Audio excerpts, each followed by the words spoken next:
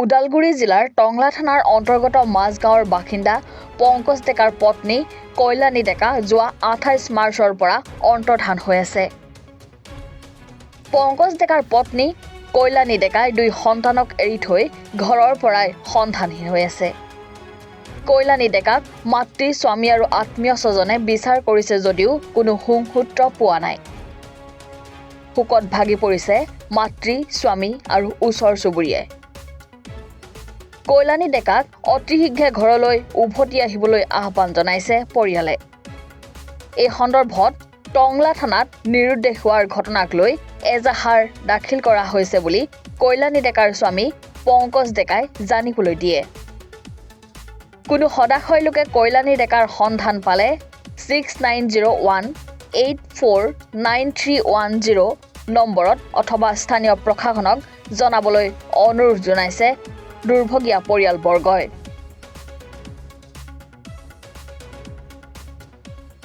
মাজগাঁও মোৰ নিজৰ ধৰ্মপত্নীটো পলাই গৈছে শুক্ৰবাৰে ৰাতিপুৱা 5 বজাত। এতিয়া মই বিচাৰি হাইৰাণ হৈ গৈছোঁ। ল'ৰা দুটা আমাৰ এতিয়া মানে মই অকলশৰীয়া হৈ আছোঁ। এতিয়া চলিত যাহে চাম নাই, তাইকহে চাম। তাইক এতিয়া বিচাৰিয়ে পোৱা নাই। থানাতো এজাহাৰ দিছোঁ। এতিয়া মই মানে বহুত দুখী হৈ আছোঁ আৰু এতিয়া পালি মোক লাগে মানুহজন য'তে নাথাকক কিয় লাগে আৰু। পত্নীগৰাকীৰ নাম কি আপোনাৰ? মোৰ পত্নীৰ নাম হৈছে শ্ৰী কল্যাণী ডেকা। কিমানমান বয়স হ'ব? আপোনাৰ 23 বছৰ হৈছে। ক'ত ঘৰ আছিলে? তেওঁৰ ঘৰ ছয়বাৰী ঢালকাটা বুলি কয়। আচ্ছা, তাতে খবৰ লোৱা হৈছে নে? তাতেও খবৰ লোৱা হৈছে। বায়াক ভিনীয়েকৰ ঘৰতো খবৰ লোৱা হৈছে, নাই বুলি কৈছে। এতিয়া মই বহুত জেগা বিচাৰিলোঁ। ময়ো বিচাৰি ভাগৰি হৈ গ'লোঁ, পোৱা নাই। এতিয়া মানুহজন য'তে নাথাকক কিয় আহিব লাগে ঘৰত। সেইবাবে মই অনুৰোধ কৰিছোঁ আৰু 4 দিনে হ'ল। চলিকেইটাকহে চাম নাই, মই তাইকহে চাম নাই ঘৰখনে চাম, তাইকহে বিচাৰিম। এনেকৈ এতিয়া কাম বনো মই যাব পৰা নাই, চলিকেইটাৰ লগত থাকিব লগা হৈছে। ভাত পানীটোতো দূৰৰে, চলিকেইটাও সেনেকৈ থাকে। গা পাও ধুব পৰা নাই, তাই নাই কাৰণে। এনে এতিয়া মই অকলশৰীয়া হৈ আছোঁ আৰু এতিয়া তাই য'তে নাথাকক আহিব লাগে আৰু ঘৰত। সেইবাবে আপোনাক মই জনালোঁ আৰু যদি কোনোবাই জনায় তেতিয়াহ'লে মই নাম্বাৰ দিয়া আছে আপোনাৰ তাই ফটোও দিয়া আছে। সেনেকৈ গম পালে মোকো জনালে হ'ল, মই বিচাৰি যাম। সেইবাবে কোৱা হৈছে আৰু। আপোনাৰ যিটো ল'ৰা 2টা সন্তান আছে, কি নাম, কিমান ক্লাছত পঢ়ে? মোৰ ডাঙৰ বাবু ক্লাছ 5ত পঢ়ে। ইয়াৰ 11 বছৰ চলি আছে। তাৰপিছত আৰু সৰু বাবু এটা আছে, ইয়াৰ ক্লাছ 1ত। এই 2টা ল'ৰা আৰু ই 1ত পঢ়ে। টংলা উচ্চ বিদ্যালয় টংলা গাৰ্লছত পঢ়ে। সেনেকৈ এতিয়া কি অনুৰোধ জনাব? অনুৰোধ জনাম মানে এতিয়া মই মানুহজনক লাগে আৰু মানে তেওঁ ঘৰৰ পৰা ওলাই গৈছে, গতিকে তেওঁ য'তে নাথাকে এতিয়া লাগে আৰু। কি কাৰণত যোৱা বুলি ভাবে আপুনি? কি কাৰণ মানে এদিন আমি অলপ কাজিয়া লাগিছিলোঁ মঙলবাৰে। সেইখিনিকে তেওঁ ধৰি পেলাই ঘৰৰ পৰা শুক্ৰবাৰে ৰাতিপুৱাই ওলাই গৈছে।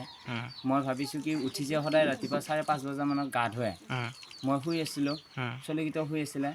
তাৰপিছত এনেকৈ মই ভাবোঁ কি তেওঁ গা পা ধুৱে সেইখিনি টাইমত, মই গা পা ধুব বুলি ভাবিছোঁ। তাৰপিছত ৰাতিপুৱা মোক বিচাৰি নাযাবি দেই বুলি একবাৰ ৰাস্তাত দেখি আৱাজ শুনিছোঁ। মই ধুমুকৈ উঠিছোঁ। উঠি আহি চাওঁ যে তেওঁ নাই। তাৰপিছত মই পিছে গৈছোঁ।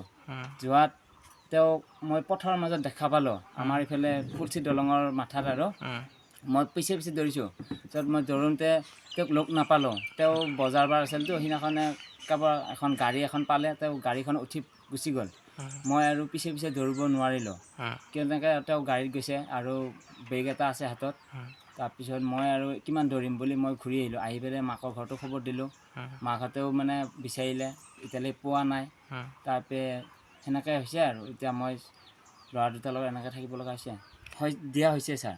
মই যিদিনাখনে ৰাতিপুৱা 5 বজাত হৰাইছে, লগে মই গৈছোঁ, মাকক কৈছোঁ, মাকেও বিচাৰিছে অ'ত মই লগে যাই পেলাই কৈ দিছোঁ বোলে এনেকৈ তাই ৰাতিপুৱা 5টা বজাতে ক'ত উঠি পেলাই গ'ল, মই দেখা নাপালোঁ।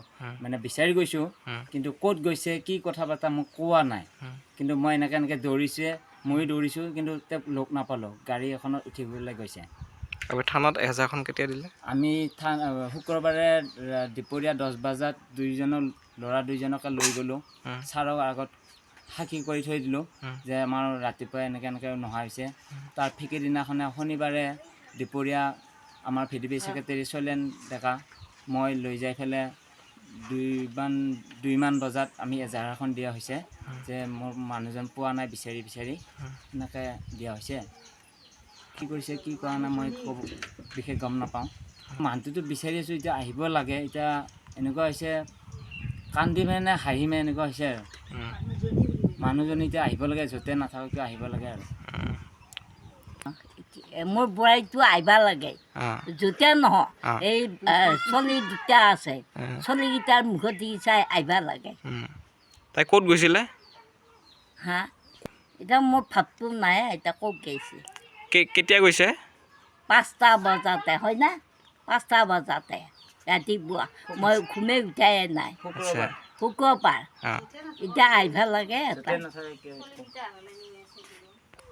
বোৱাৰী য'তে নাখা তই আহিব লাগে আমাৰ ঘৰলৈ আমাৰ ঘৰলৈকে মোৰ ল'ৰাটো বহুত অসুবিধাত পৰি আছে মোৰ লিখিয়াটো বহুত দুখ কৰি আছে আৰু চলিকেইটাও কান্দি কাটি আছে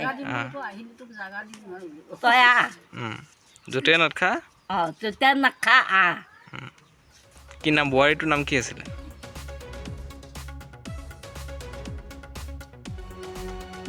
টংলাৰ পৰা চিন্ময় ডেকাৰ ৰিপৰ্ট এনি ভাৰত 24